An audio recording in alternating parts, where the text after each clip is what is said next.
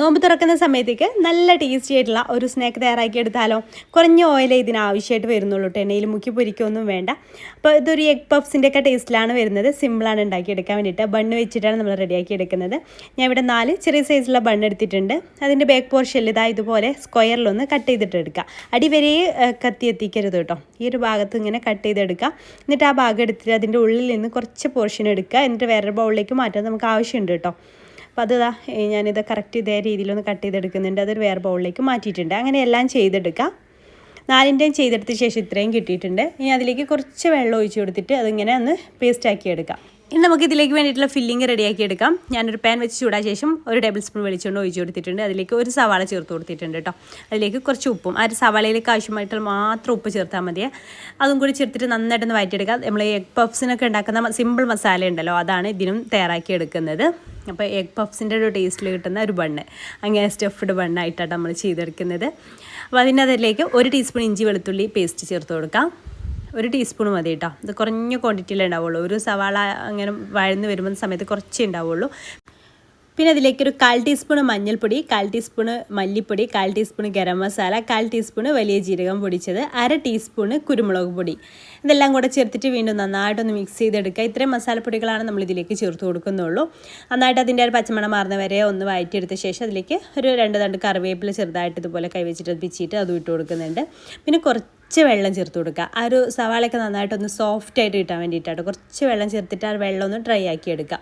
അപ്പോൾ സവാളയൊക്കെ നല്ല സോഫ്റ്റായിട്ട് വരും, ഈ രീതിയിൽ കിട്ടും. ഇത്ര ആയി കഴിഞ്ഞാൽ നമ്മുടെ ഫില്ലിങ് റെഡി കേട്ടോ. ഇനി നമുക്ക് 2 കോഴിമുട്ട പുഴുങ്ങി വെക്കണം. 4ണത്തേക്ക് 2 എണ്ണം. അപ്പോൾ 1ൻ്റെ പകുതിയാണ് 1 വെക്കുന്നത്. ഇനി നമുക്ക് ഈ ഒരു ഉള്ളിയുടെ ഫില്ലിങ് ഉണ്ടല്ലോ, അത് ആദ്യം കുറച്ചൊന്ന് ഇതിലേക്ക് ഇട്ട് കൊടുക്കാം. എന്നിട്ട് പുഴുങ്ങിയ മുട്ട പകുതി മുറിച്ചത് ഇതിൽ ഉള്ളിൽ നിന്ന് ആക്കി വെച്ച് കൊടുക്കാം. അതിനുശേഷം അതിൻ്റെ മുകളിൽ വീണ്ടും ആ ഒരു ഫില്ലിങ് ഒന്ന് കവർ ചെയ്ത് കൊടുക്കാം. കുറച്ച് മതി, കുറച്ചൊന്നിങ്ങനെ കവർ ചെയ്ത് കൊടുക്കാം. എന്നിട്ട് നമ്മൾ ഇതിൻ്റെ മുറിച്ച് വെച്ചിട്ടുള്ള പോർഷൻ ഉണ്ടല്ലോ, അത് അതുപോലെ ഒന്ന് പ്രസ് ചെയ്ത് വെച്ച് കൊടുത്തതിന് ശേഷം നമ്മളവിടെ റെഡിയാക്കി വെച്ചിട്ടുള്ള അതിൻ്റെ മിക്സ് ഉണ്ടല്ലോ, ആ ഒരു ഉള്ളിലുള്ള ബണ്ണിൻ്റെ മിക്സ്, അത് അതിൻ്റെ ചുറ്റും ഇതുപോലെ അങ്ങനെ ഒട്ടിച്ച് കൊടുക്കാം. 4 ഭാഗത്തും ഇതേപോലെ ഒന്ന് ഒട്ടിച്ച് കൊടുക്കാം. അങ്ങനെ 4 ബണ്ണും ഞാൻ ഉള്ളിലൊക്കെ ഫില്ല് ചെയ്ത് ഇതുപോലെ ഒട്ടിച്ച് മാറ്റി വെച്ചിട്ടുണ്ട്. ഇനി ഒരു ബൗളെടുത്ത് അതിലേക്ക് 1 മുട്ട, അതിലേക്ക് കുറച്ച് ഉപ്പ്, ഒരു 1/2 ടീസ്പൂൺ കുരുമുളക് പൊടി ചേർത്ത് കൊടുക്കുക. അതിലേക്കൊരു 3 ടേബിൾ സ്പൂൺ പാലും ചേർത്തിട്ട് നന്നായിട്ടൊന്ന് മിക്സ് ചെയ്തെടുക്കാം. നന്നായിട്ടൊന്ന് മിക്സ് ചെയ്തെടുത്ത ശേഷം നമ്മൾ ഈ ഓരോ ബണ്ണും ആ ഒരു എഗ് മിക്സിൽ ഡിപ്പ് ചെയ്തിട്ട് ഇതുപോലെ കുറച്ച് ഓയിലോ ബട്ടറോ നെയ്യോ ഒരു പാനിൽ ഇട്ട് കൊടുത്തിട്ട് അതിലേക്ക് ഫ്രൈ ചെയ്തെടുക്കുക കേട്ടോ. അപ്പോൾ അത് അടിഭാഗം ആദ്യം വെച്ച് കൊടുക്കുക കേട്ടോ. നമ്മൾ ആ ഒരു കട്ട് ചെയ്ത ഭാഗം ആദ്യം വെച്ച് കൊടുക്കണം. അങ്ങനെ 4 ഞാൻ ഒരുമിച്ചിട്ടങ്ങ് പൊരിച്ചെടുക്കുക കേട്ടോ ചെയ്യണത്. കുറഞ്ഞ ഓയിലിൽ ചെയ്തെടുത്താൽ മതി. ഓയിൽ കുടിക്കുകയൊന്നുമില്ല കേട്ടോ ഇത്, ഈ ഒരു സ്നാക്ക്. എന്നിട്ട് അത് തിരിച്ചിട്ട് കൊടുക്കാം.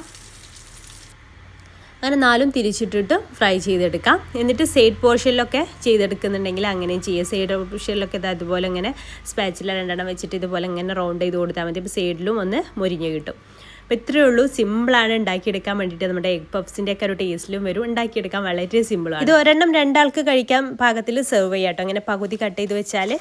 അപ്പോൾ ഇഷ്ടമായിട്ടുണ്ടെങ്കിൽ ട്രൈ ചെയ്ത് നോക്കുക. എന്ന സമയത്ത് ഫീഡ്ബാക്ക് അറിയിക്കാൻ മറക്കരുത് കേട്ടോ. ഇതുപോലത്തെ സിമ്പിൾ റെസിപ്പീസിനായിട്ട് നമ്മുടെ പേജ് ഫോളോ ചെയ്യാത്തവർ ഫോളോ ചെയ്യാനും മറക്കല്ലേ. താങ്ക്